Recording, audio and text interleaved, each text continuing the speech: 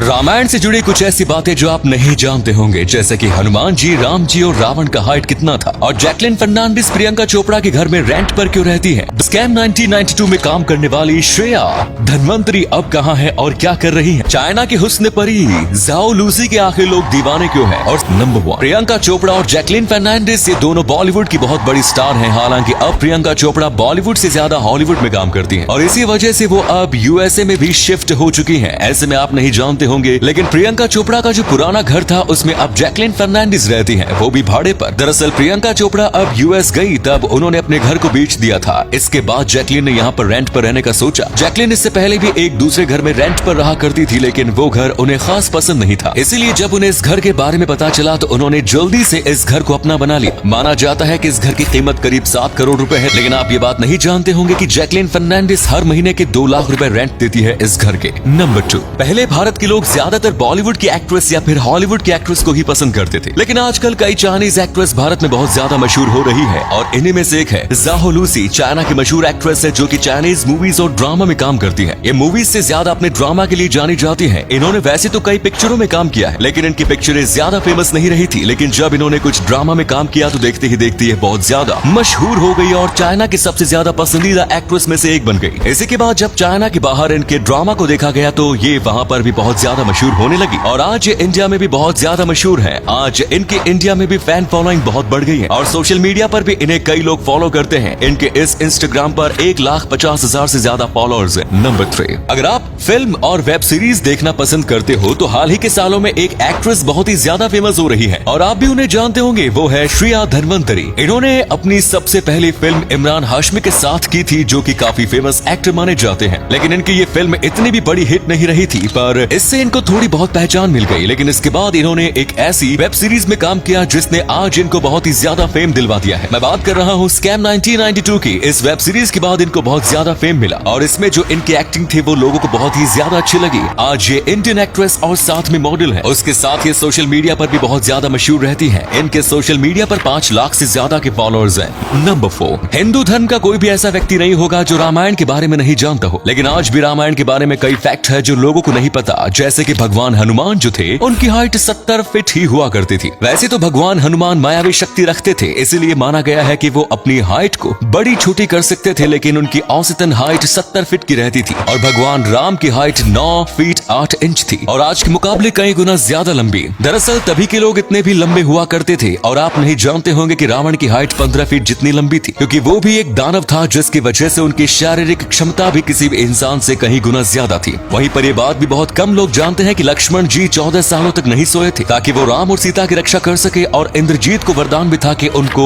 वही मार सकता है जो 14 साल से ना सोया।